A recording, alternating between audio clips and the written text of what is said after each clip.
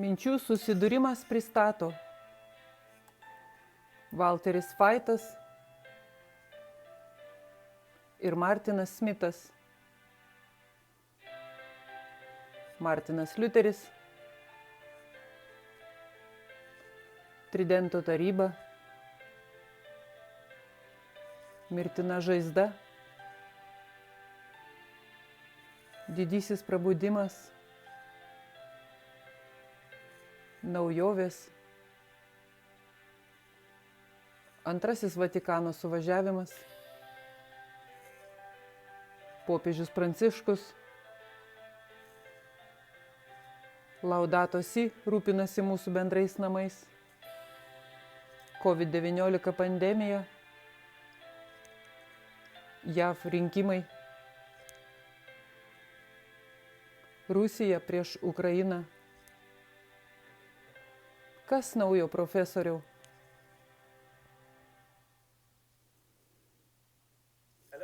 Labas ir sveiki atvykę į kitą epizodą Kas naujo, profesoriau? Martinai, tu turi nustoti tai dabar daryti. Tai ką jūs norite, kad aš daryčiau? Nežinau. Spėju, kad tu negali sustabdyti traukinio, a? Dabar jis lekia ant pilno garo. Tai yra traukinys pabėgimui šiame etape. Praeitą kartą jis buvo elektrinis. Tai buvo numeris 2. Numeris 2, taip. Numeris 1 dar neatvyko. Pradėkime maldos žodžiu. Mūsų dangiškasis Tėve, ačiū, kad suteikei mums energijos, kad nuėjome taip toli, nepraleisdami nė vienos serijos. Mums reikia, kad tu vėl vadovautum mums šioje serijoje savo šventąją dvasią. Jėzaus vardu. Amen. Taigi, Martinai, mes kalbėsime apie artėjantį bėdų laiką ir ar mes esame ant slenksčio. Martinai, tai skamba kaip tema, kuri vis pasikartoja. Kad anksčiau ar vėliau tai turi pasiekti kulminacijos tašką. Būtinai. Ir tai nebus geras kulminacijos taškas. Ne, bet to reikia tikėtis. Na, dar viena tema apie sunaikinimo bjaurybę stovinčią šventojoje vietoje yra labai aktuali mūsų laikui, kuriame gyvenam. Ir pažvelkime į kai kurios klausimus, kurie artėja prie rezultatų.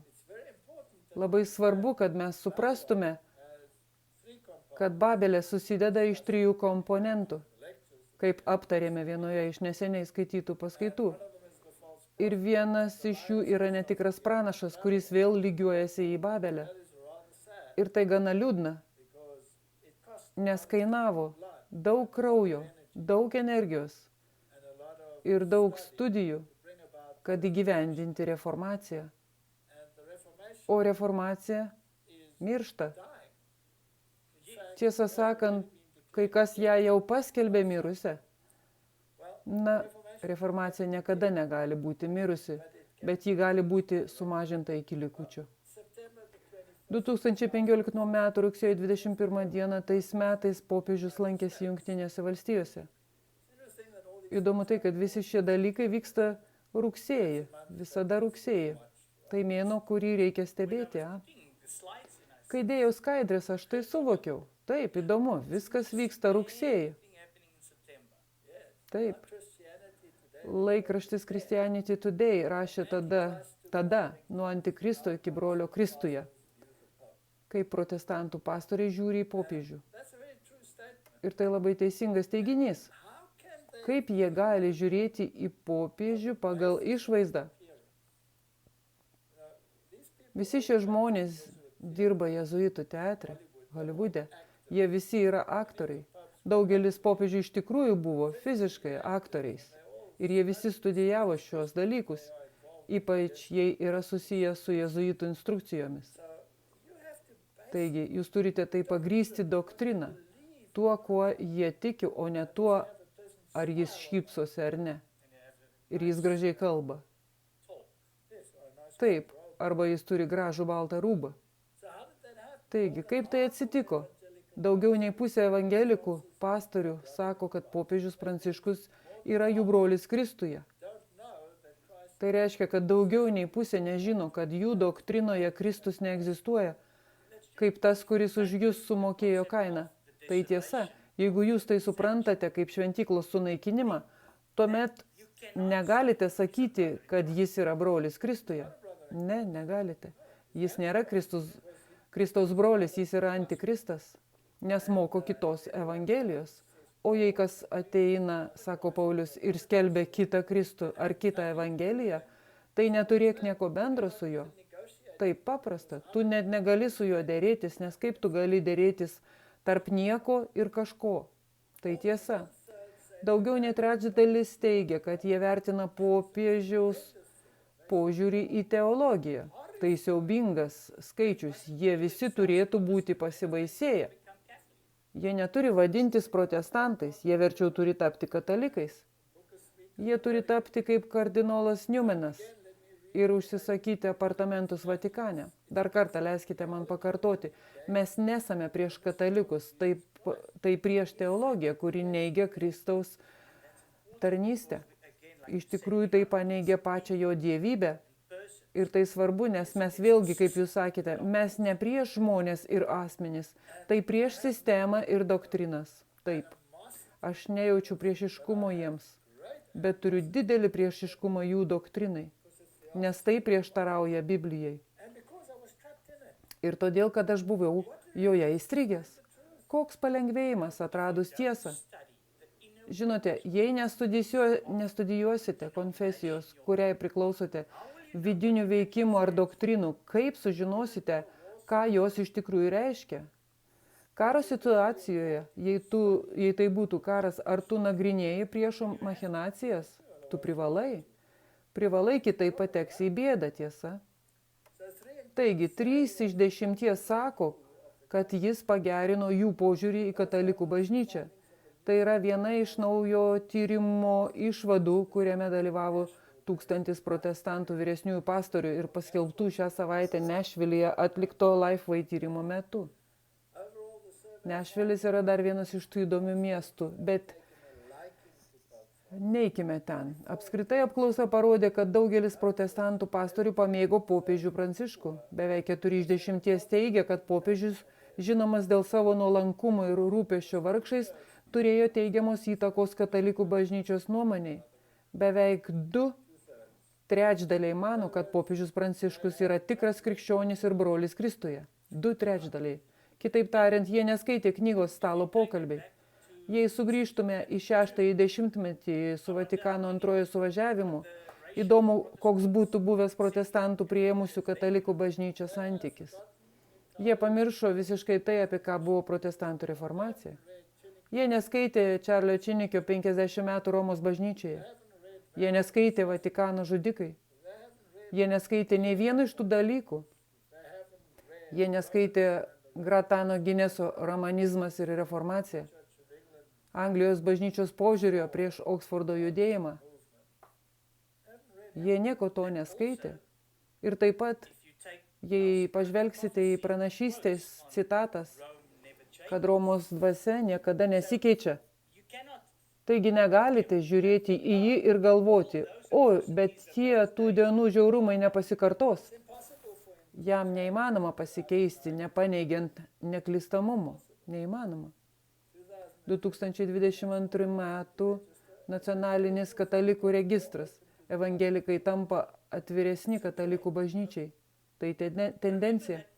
Prisimenate tą vaizdo įrašą, kurį rodėme, manau, prieš 2 metus ar ilgiau, kur tas Smitas, aš neprisimenu jo vardo, tai tavo vardas. O tas pastorius meldėsi ir pasakė, aš tikiu, kad katalikų bažnyčia ir protestantų bažnyčia šiandien susijungia. Ir tada taip pat parodėme Liu Inglą bučiuojantį evangelikų katalikų kojas. Neįtikėtina. Pažiūrėkime, ką jie parašė. Viena iš priežasčių yra kartų kaita, dėstytojų ir studentų kaita. Naujesni, jaunesni tiesiog nelabai rūpinasi skirtumais, nes jie nežino istorijos. Ir todėl, kad jėzuitų tikslas buvo tai pasiekti. ir jie nežino Romos katalikų bažnyčios doktrinos. Aš užaugau katalikas. Aš niekada nesupratau jų doktrinų, kol nepamačiau priešingo Dievo žodyje. Gerai. Taigi vis tiek galite rasti šiek tiek antikatalikiškų prietarų, bet tai nėra partizaniška. Tai neapima jausmo, kad katalikų bažnyčia yra priešas, kurį reikia nugalėti, siekiant apsaugoti tikrąją tyrą Liuterio, Kelvino ir Cranmerio evangeliją. Pridėkime Latimerį, Radlį, Blantoną, Johną Knoxą ir Wesley, išvardinkime juos visus. Kita priežastis – evangelikų didesnė katalikų mokytojų ir rašytojų patirtis. Jie tai praryja katalikų doktriną ir jie įsiskverbė. Ačiū, kad užbaigėte šį sakinį, nes akimirką buvau netekę žodžių. Kai kurie dėstytojai turėjo katalikų mentorių ir jie neketina sakyti, kad kažkas, kuriam jie tiek daug skolingi, buvo Babilono ištvirkėlės taryba. Martinai, tai rašo katalikai. Jie tiksliai žino, kuo anksčiau tikėjo protestantizmas ir tyčiojasi iš jų. Būtent, tai spjūvis į veidą. Tai viską išniekina ir padaro apleistą, kaip nurodė Jėzus. Buvo ekumeninis judėjimas, kurio metu kai kurie tikėję didžiąją kovą dalyvavo tenai ir katalikų kunigas atsistojo ir paklausė, ar vis dar tikite pagal tą knygą Didžioji kova, kad Romos bažnyčia yra Babilono ištvirkėlė?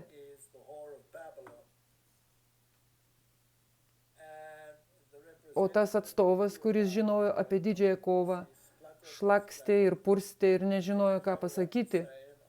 Ir po to apgailestavo tą faktą, kad jie turi tokį siaubingą požiūrį.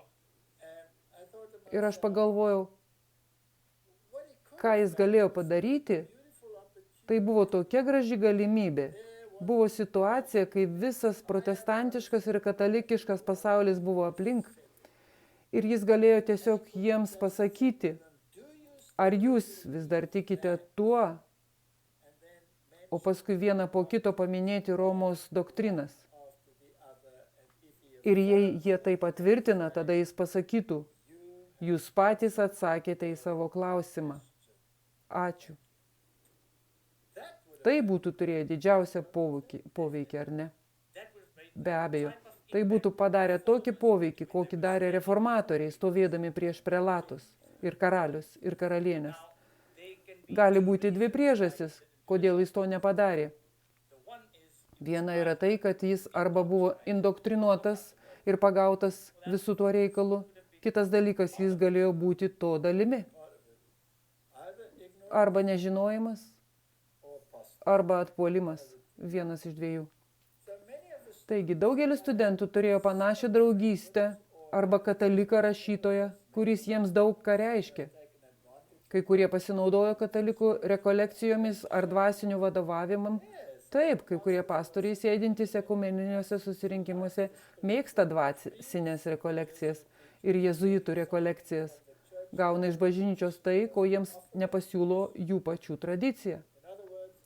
Kitaip tariant, Evangelija, kuri neigia Kristų, bet naudoja dvasinį ugdymą, patirtinę religiją, sukeltą per hipnozę. Ir jie galėjo čia pridėti dar vieną, indoktrinuojami jėzuito teatro. Teisingai. Trečia priežastis yra tai, kad daugelis katalikų mokyme rado tai, ko negalėjo rasti evangelikacijoje. Mano patirtis rodo, kad daugelis kultūros ir politikos sričių atsigrėžė į katalikišką socialinį mokymą. Martinai, ar tai Biblija? Ne, visiškai ne. Ar jie užsiėmė evangeliją ar socialiniais klausimais? Būtent taip. Kaip mes kelis kartus rodėme tą vaizdo įrašą apie popiežių, kai jis taip pat pasakė, mes turime susiburti socialiniuose tinkluose, žydai, krikščionys ar muslimai, visi gali susiburti ir dalinti maistą.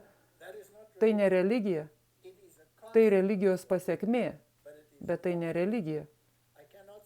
Negaliu sėdėti ir garbinti su žmogumi, kuris neigia Kristaus dieviškumą arba Kristų kaip Mesiją. Bet galiu su juo žaisti bet ką ir kartu su juo pavalgyti. Bet garbinti su juo niekada. Tai neįmanoma. Mūsų skirtingi dievai. Pavyzdžiui, už gyvybę palaikantys aktyvistai rado holistinę problemos viziją, siedami su visais kitais klausimais ir išmintingiau suprato, ką jie daro ir kodėl. Tie, kurie pradėjo abejoti laisvosios rinkos ortodoksija, geriau suprato, ką reiškia ekonominė laisvė. Mano supratimu, jų ekonominė laisvė yra vergovė. Tau niekas nepriklausys ir būsi laimingas. Ir tu tylėsi. Grįžtame į viduramžius ir bažnyčia nuspręs, kam kažkas priklauso, o kam ne. Ir bažnyčia nubraižys žemėlapį. Tai priklauso Ispanijai, tai priklauso Portugalijai, tai priklauso man, o tai priklauso man. Štai 1 tau ir 5 man. Ir taip tęsime. Labai ačiū. Kaip toli tai eina? 2022 m. rugsėjo 5 d. Airis mokytojas buvo įkalintas, nes atsisakė vartoti transseksualų įvardžius. Aš neatsisakysiu savo krikščioniškų įsitikinimų. Tai įdomu, Martinai? Tikrai, bet tai taip pat baisu. Enokas Burkas, krikščionis ir mokytojas Vilsono ligoninės vidurinėje mokykloje Multifarnham Westmeath, kuri yra Airijos bažnyčios mokykla, rugsėjo 5 buvo suimtas už nepagarbą teismo byloje, kuri kilo dėl atsisakymo vadinti berniuką mergaite klasėje. Mano religiniai įsitikinimai nėra netinkamas elgesys. Jie nėra šiurkštus nusižengimas. Teisme sakė jis, ir niekada nebus, jie man brangus, niekada jų neišsižadėsiu ir neišduosiu ir niekada nenusilenksiu įsakymui, kuris iš manęs to reikalautų. Man tiesiog neįmanoma to padaryti. Jis turi prasmę. Nežinau, kiek jis turi žinių apie išganimo planą ir evangeliją, Romos mokymus ir taip toliau, bet šiuo klausimu jis turi prasmę. Jis turi prasmę, taip. Jis pridūrė, kad už vyro ir moters biologinės tikrovės palaikymą negali būti pareikšti kaltinimai už šiurkštų nusižengimą. Už tokį kaltinimą vienintelis dalykas, kuris gali būti, tai nušalinimas nuo pareigų. Jam buvo paskirta galutinė neapibrėžta laisvės atėmimo bausmė. Tai stebėtina, aš negaliu. Tu beveik manai, kad tai netiesa. Tai kaip inkvizicija, būtent, kol neatsisakysi. Ir tu sėdėsi tame bokšte, kol uždegsi žvakę ir pasakysi, kad atsisakei. Tada tu gali išeiti iš kalėjimo. Truks tol, kol jis išvalys savo nepagarbą. Arba tol, kol bus priimtas tolesnis teismo sprendimas. Teisėjas Michaelas Queenas pareiškia, kad nuteisė Burką kalėti tik remdamasis jo nepagarbą teismui, o ne įsitikinimais. Na, manau, kad tas teisėjas šneka daug nesąmonių. Būtent tai tik pasukimas, kad tiktų teismui. Taigi, tai inkvizicija, naudojant teismo sistemą, ir tai gali būti pirmtakas, kad netrukus bus panaudoti teismai prieš jūs. Jūs žinote, kad teismas yra žaidimas. Žaidi teniso kortose ir tarnauji teismo kortose. Anglų kalboje yra visokių įdomių dalykų. Nesileiskime į tas smulkmenas. Antraip nukrypsime šalin. Tik noriu paminėti dar vieną. Žiūrite kanalą per televiziją. Taip, kanalizacija. Ir tu atneši laivą į gimdymą. Tai yra programos. Neikime ten. Tai kitas dalykas. Štai dar vienas straipsnis iš 2022 m. rugsėjo 15 dienos. Žydų filosofas. Vienintelė jėga, pakankamai stipri sustabdyti pabudusi neomarksizmą, yra krikščionybė. Stebėtina, kai kurie žmonės praeityje sakė, kad mums reikia krikščioniškų vertybių ir jie kilę iš žydų, kurie tai sako. Taigi integracija tapo tokia absoliuti, kad šventykla tikrai yra trypiama po kojomis.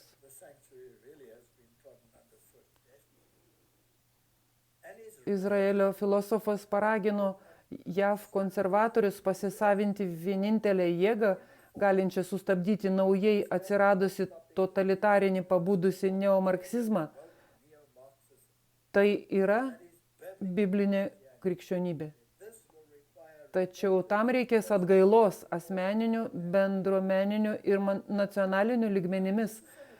Tai raginimas įvykdyti tai, kas pasak apreiškimo įvyks Jungtinėse valstijose. Taip, todėl mes tai parodėme praeityje. Šiek tiek jau paseno. Ne, tai nebesensta, tai vėl atgyjo.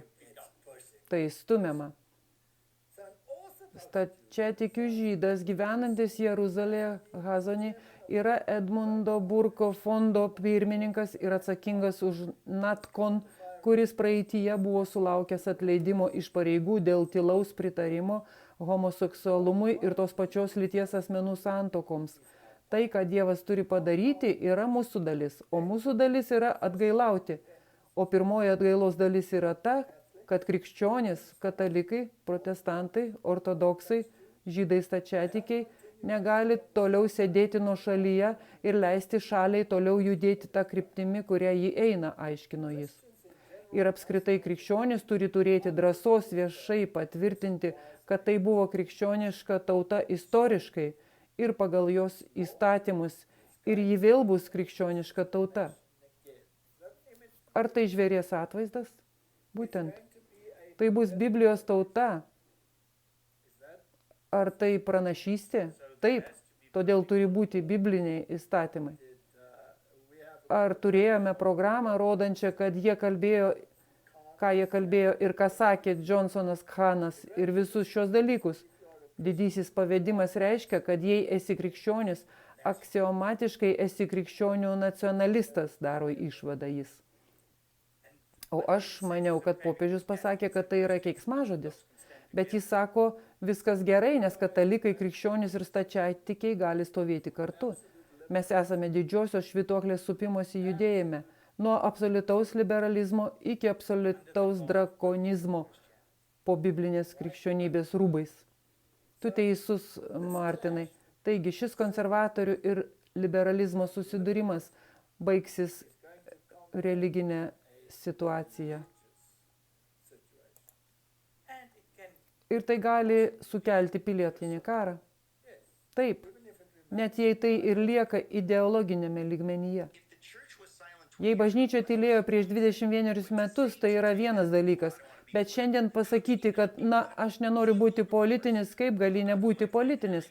Williamas Wilberforcas, apie kurį rašiau ir minėjau knygoje kartu su Bonhoefferiu, jis sprendė vergovės ir vergų prekybos problemą. Jis žinojo, kad tai šėtoniška ir jis buvo politinis, sakydamas, mes turime daryti tai, ką galime, nes esame krikščionys. Ir kai žmonės sako, bet tu esi politinis, jis sako, ne, aš tiesiog dariau tai, ką Dievas man liepė daryti, būti balsu be balsiams. Afrikos vergai neturi balso.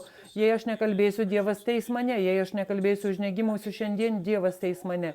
Erikai, ką konkrečiai tada turi daryti krikščionys? Ar mums reikia dalyvauti mokyklos tarybos posėdžiuose, kandidatuoti? Turiu galvoje, ką turėtume daryti, ne tik kalbėti. Mes turime padaryti viską, kitaip tariant, manau, kad jei mes kalbame apie bažnyčią, mes kalbame apie kelis milijonus amerikiečių, kurių kiekvienas turi skirtingą pašaukimą. Taigi mes tiesiog turime paklausti Dievo viešpatie, ką norėtum, kad aš daryčiau, bet ką nors darykite. Prieš revoliuciją degė sakyklos pasisakančios prieš tironiją. Jie nebijo būti politiniais. Todėl jie sako, kad tai turi tapti politiška.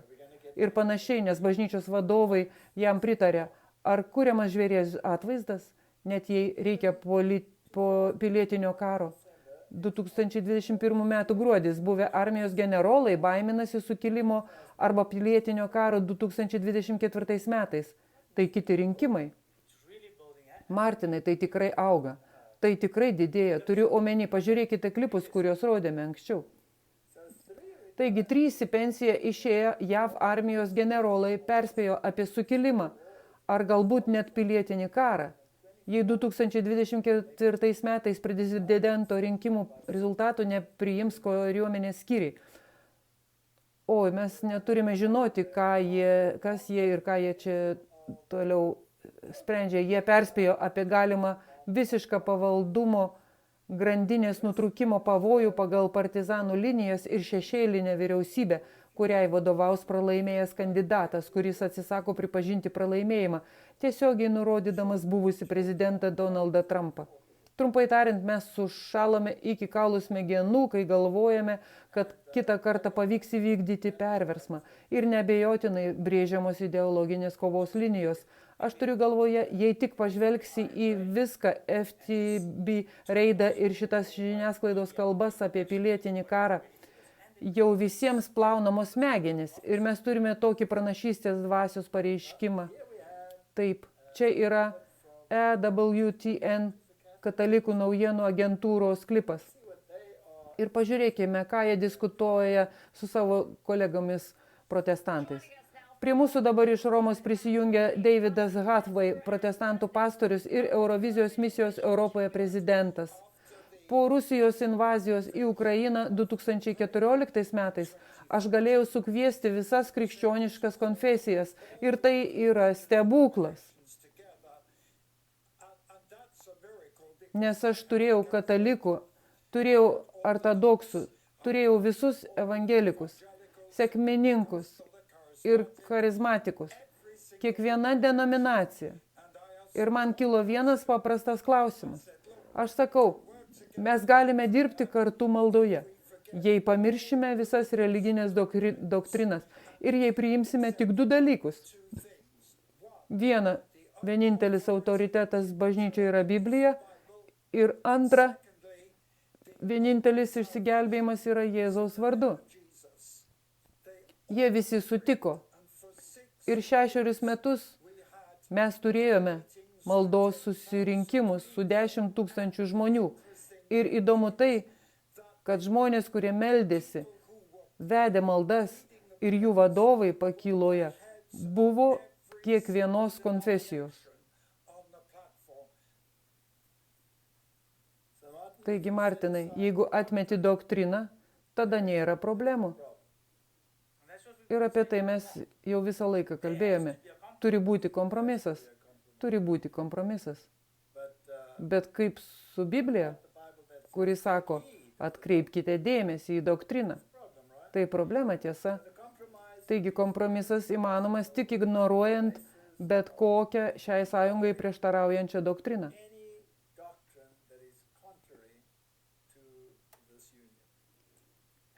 Ir aš taip pat čia turiu problemą. Visos katalikų konfesijos ir visos jos susibūrė. Ir jis sako, jūs turite pripažinti, kad Biblija yra standartas. Bet jis nepasakė, kuri Biblija. Taip. Ir ar jie visi dar žino savo Bibliją? Ar jie susipainioja, praryja jėzuitišką reformacijos teologiją kaip futurizmą? Būtent. Pavyzdžiui, jei turite gražiai parašytas Biblijos eilutes, viskas gerai, tai puiku. Aš eisiu pagal tą. Ir tada Marija traiško galvą. Turite didelę problemą, todėl galite eiti į priekį, bet jūs neturite to paties Jėzaus ar tos pačios Biblijos. Teisingai. Taigi, Martinai, švytuoklė pasisuks, kaip matėme, atgal į religinį požiūrį ir politikai įsitrauks. O nacionalizmas, krikščioniškasis nacionalizmas vėl užims centrinę sceną. Taip atrodo. Visos denominacijos bus kartu, atmetus bet kokią jas skiriančią doktriną. Todėl ir susijungs dėl bendrų dalykų. O tai bus sekmadienis ir spiritizmas, o būtent sielos nemirtingumas. Jie turi šias bendras doktrinas. Taigi, jei kas nors kalbasi su seniai mirusiu seneliu, ar su Eleanor Roosevelt, ar bet kuo kitu, tai priimtina, viskas gerai, nes mirusieji viską žino, nors Biblija sako, jie nieko nežino. Tokioje situacijoje net indėnas, kuris kalbasi su protėviais, taip pat yra gerai. Taip. O visa tai, ką daro katalikas, argi jis nesikalba su protėviais, kai jie garbina prie šventųjų kojų. Taigi patys įvykiai dabar, pavyzdžiui, Italijoje stebina. Ir įdomu, kaip kairieji reaguoja į tai, kas vyksta Italijoje. Viena vertus, linkstama sakyti gerai, kad jie pagaliau atsipeikėja. Bet tai pavojinga, nes jei nežinai Biblijos pranašystės, vadinasi, žinai, kad krikščioniškos vertybės, kurios pagrįstos teisingų doktrinų atmetimu, yra pavojingesnės už liberalizmą. Būtent, nes bus tų krikščionių persekiojimas. Ir kodėl tai pavojingiau? Nes sunkiau atpažinti suklaidinimą. Taigi čia yra naujosios Italijos lyderės klipas, kai ji kalbėjo praeityje ir ką kalba dabar. Nes tai mus apibrėžia, nes tai yra mūsų tapatybė. Nes viskas, kas mus apibūdina dabar, yra priešas. Tiems, kurie norėtų, kad nebeturėtume tapatybės ir tiesiog būti tobulais vartotojų vergais. Ir taip jie puola tautinę tapatybę, jie puola religinę tapatybę, jie puola lytinę tapatybę, jie puola šeimos tapatybę. Negaliu savęs apibrėžti kaip italę, krikščionę, moteriną. Ne, aš turiu būti pilietis X, lytis X, tėvas numeris 1, tėvas numeris 2. Aš turiu būti skaičius, nes kai esu tik skaičius, kai nebeturiu tapatybės ar šaknų, tada būsiu tobulas vergas finansų spekuliantų malonėje. Tobulas vartotojas. Bus kurstami gaisrai, liudijantis, kad 2 ir 2 sudaro 4. Bus traukiami kardai, siekiant įrodyti, kad vasarą lapai žydi, kad laikas atėjo, mes pasiruošę. Ačiū. Viskas, už ką mes atstovaujame, yra puolama. Puolama mūsų asmeninė laisvė, puolama mūsų rasė, puolamas mūsų tautos suverenitetas, puolamas mūsų šeimų klestėjimas ir gerovė. Puolami mūsų vaikai. Matydami visą tai, žmonės supranta, kad šiame amžiuje vienintelis būdas išsaugoti tai, kas esame, yra būti maištininkais. Vienintelis būdas būti maištininkais yra būti konservatoriais. Tik prieš kelis mėnesius ES biurokratai parašė 100 puslapių dokumentą, kuriame mums pasakojama, kad norėdami būti įtraukti, turime pašalinti visas nuorodas į Kalėdas, Jėzų, Mariją ir visus krikščioniškus vardus iš visų oficialių vartojimų. Ar mes iš to, ko nors atsisakysime? Ne, mes neatsisakysime. Mes kovosime. Kovosime už tai aukštai pakėlę galvas. Na, tai buvo jaudinanti kalba. Ir Jungtinėse valstijose daugelis mano taip pat. Ir daugelis kairėje yra pasibaisėję, kad kažkas panašaus gali nutikti. Taigi pasiklausykime vykstančių priešinių diskusijų. Šiandien pradėkime nuo pokalbio su dešiniuoju politiku, dėl kurio turėtume nerimauti ir kuris šiandien auga. Politikas, kuris buvo atmestas kaltinimu fašizmu. Kas mus skiria nuo, tarkime, Italijos išrinktos lyderė fašistė. Ji yra iš fašistinių šaknų, kraštutinių dešiniųjų politinė partija, kurios šaknis siekia po Antrojo pasaulinio karo neofašistų. Partijai, kurios šaknis yra italų fašizme. Jie sakė, kad tai niekada nepasikartos, kai prieš 100 metų Musolinis žygiavo į Romą, įstumdamas šalį į 20 mečius trukusią diktatūrą, sąjungą su Hitleriu ir Antrąjį pasaulinį karą. Šiandien fašistų partijos nebėra, bet daugelis sako, kad tai yra politiniai įpėdiniai Italijos broliai. Kažkada nuo šaly, dabar jie išaugo į didžiausią partiją šalyje. Dabar jų lyderė Giorgia Meloni yra pasirengusi vadovauti kraštutinių dešiniųjų vyriausybei nuo Ildučio laikų. 45 metų kraštutinių dešiniųjų lyderė tvirtina, kad ji nėra fašistė, tik išdidi konservatorė nacionalistė. Patogu, bet nepaisant to yra kai kurie fašizmo bruožai, kaip šis šūkis Dievas, tėvynė ir šeima. Beje, Martinai, jie ką tik pademonstravo, kad neturi supratimo, kas iš tikrųjų yra fašizmas, tiesa. Jie nežino apibrėžimo. Ir tikėjimas, tėvynė ir šeima neturi nieko bendra su fašizmu. Fašizmas yra vyriausybės ir pramonės partnerystė bendruomeniai. Ir tai yra būtent tai, ką jie šiandien vartoja liberaliame forume. Ir net jei jie lankysis konservatorių forumuose, jie vis tiek tai praktikuos. Taigi pasaulis šiuo metu yra fašistas, bet jie fašizmą vadina visai kitu. Jie vedami už nosies. Ir atsiminkite, prieš kurį laiką jie lygino Trumpą su Musoliniu, o dabar jie lygina ją su Musoliniu. Nuostabu, kaip kairieji vaizduoja dešiniuosius kaip fašistus. Ir jie gavo visiškai neteisingą apibrėžimą. Taip, jie menkina fašizmą įvesdami jį.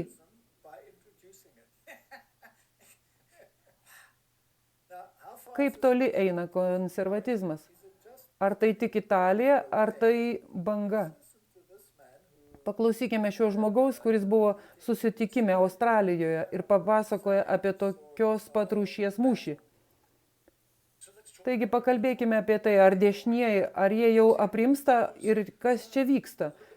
Ne, pažvelkite į Italiją. Giorgia Meloni ketina tapti Italijos premjerministrė.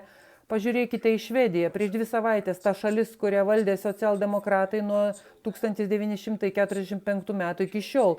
Tai bus Švedija vadovaujama konservatorių dauguma. Tiesą sakant, visame pasaulyje matoma judėjimą prieš globalizmą, nes ką padarė globalizmas? Turtuoliai tampa turtingesni ir absoliučiai visi kiti yra nuskriausti. Tačiau kažkaip mūsų šalyse žmonės rinkimų metu buvo apsimetę, nes konservatoriai neturi drąsos atsistoti ir kovoti už mūsų vertybės. Jie desperatiškai trokšta lyderystės Australijoje ir nemato, iš kur tai ateina. Bet taip pat jie mano ir visiškai teisingai, kad tai puolimas visais frontais, kad tai, kas vakar buvo status quo, yra kraštutinė dešinė šiandien. Na, iš esmės jis kalba apie tai, kad ši banga pradeda plūsti ne tik per vieną šalį, bet ir daugybę šalių. Švytuoklė supasi. Švytuoklė supasi. Reikia, kad atsitiktų dar keli dalykai, kad galėtume svyruoti švytuoklę. Gili depresija tą paspartintų. Laikraštis Azijos marketas 2022 m. rugsėjo 27 d. Nauja didžioji depresija tikėtina 2023 metais. Gyvenimas, kaip mes žinome, netrukus pasikeis dramatiškai, nes pasaulis paniro į toli siekiančią ekonominę depresiją. Taip mano analitikas veteranas Francis Huntas, kuris mano, kad centrinio banko perteklius ir pasaulinė skola sukurs aplinką, kokios pasaulis dar nematė. Skirtingai nuo 1930-ųjų didžiosios depresijos, tai bus plataus masto globalizuota depresija, sakė Huntas laikraščių Azijos marketais. Tai gana distopinis pranešimas, bet mes matome jį visose schemose. Tai bus žiaurus veikimas dėl bet kokios formos sverto ir tai bus skurdinantis įvykis paprastai viduriniajai klasiai. Mes visą laiką sakėme, kad modelis, kurio jie nori, yra grįžimas prie viduramžių modelio. Kai jūs turėjote elitą, turėjote bažnyčią, o paskui turėjote tarnus. Ir mes link to einame. Vidurinioji klasė turi išnykti. O kaip jūs tai padarote, jūs sugriaunate rinkas. Tai laikraštis Epochos laikai, taip pat labai neseniai. Morgan Stanley įspėja apie kažką blogesnio nei įprasta recesija. Taigi vyriausiasis JAV akcijų strategas Michaelas Wilsonas teigia, kad yra įsitikinęs, kad artėja įmonių pajamų nuosmukis ir tai gali būti blogiau nei įprasta recesija. Manome, kad tai neišvengiama, kad būtų išvengta pajamų nuosmukio, o tai yra svarbu akcijoms, sakė Wilsonas. Savo pastabas paskelbęs tą pačią dieną, kai vadinamasis Wall Street'o baimės matuoklis pakilo iki aukščiausio lygio nuo birželio vidurio, kai JAV akcijos paskutinį kartą pasiekė tuščios rinkos dugną. Iš esmės pasauliui sakoma, kad artėjame į bėdų metą. Tai ankstesnėme straipsnėje iš tikrųjų taip ir buvo nurodyta. Dabar turime vėl įtraukti į mišinį karą ir tam tikras reakcijas. Taip pat kai kurias ekonominės strategijas susijusias su karo strategijomis. Ir jūs turite visas šias problemas, kurias ką tik minėjote, finansų sistemos žlugimą. grįžtame į tamsiosius amžius, mes tiesioginė prasme grįžtame į tamsą be elektros ir energijos. Kažkas ketina išjungti šviesą. Taip, kažkas pajuokavo ir pasakė, kad jie sutiko tamsos princą ir manė, kad jis yra elektros įmonės generalinis direktorius. Laikraštis Mail Online rašo, Ukraina kaltina Rusiją teroristiniu išpoliu Nord Stream, nes dujos nutekėjusios iš pakenktų vamzdynų po povandeninio sprogimo į Baltijos jūros paviršius siunčia didžiulius burbulų žiedus iki 3000 pėdų pločio. Ir čia yra nuotrauka, kas vyksta. Karinėme pareiškime teigiama, kad didžiausias nuotėkis yra gero kilometro skersmens burbulai. Mažiausias sukuria maždaug 200 metrų skersmens apskritimą, o Danijos energetikos agentūros vadovas sakė, kad gali užtrukti iki savaitės, kol dujos nustos nutekėti į jūrą. Todėl jūros paviršius pilnas metano, o tai reiškia, kad toje vietovėje yra didesnė sprogimų rizika. Ir pridūrė, kad įplaukę į paveiktą regioną laivai gali prarasti plūdrumą. Nerima keliantis incidentas įvyko Švedijos nacionaliniam seismologijos centrui paskelbus, kad vakar jų įranga regione užregistravo galingus povandeninius sprogimus. Jame teigiama, kad vienas sprogimas prilygo 2,3 balo žemės drebėjimui. Taigi jie sprogdina vamzdyną. Na, pažiūrėkime. Europos dujų kainos pakilo dėl žinios apie nutekėjimą, o spalio mėnesio lyginamoji kaina Niderlanduose antradienį pakilo beveik 10%. Kainos vis dar yra mažesnis už šių metų stratosferos viršūnės, bet išlieka daugiau nei 200% didesnės nei 2021 metų rugsėjo pradžioje. Martinai, jei jie pakenkė tuos vamzdynus, dujų padėtis Europoje atrodys gana niūri. Tikrai, nes nemanau, kad tai užtruks tik savaitę pataisyti tai. Ir tu įžengi į žiemą. Tai įdomus kaltinimo žaidimas. Štai kur darosi tikrai įdomu. Štai juk Ukraina kaltina Rusiją. Ukraina kaltina Rusiją, o Rusija kaltina vakarus. Ar tai prasminga? Jei tai dvigubas aklumas, tada matau, kad tai daro Rusija. Galbūt tai suplanuota. Matote, bet jei ne, kodėl jie turėtų? Jiems nėra ekonominės privilegijos sprogdinti savo vamzdynus. Na, pažiūrėkime, ką Bidenas kažkada pasakė šiuo klausimu.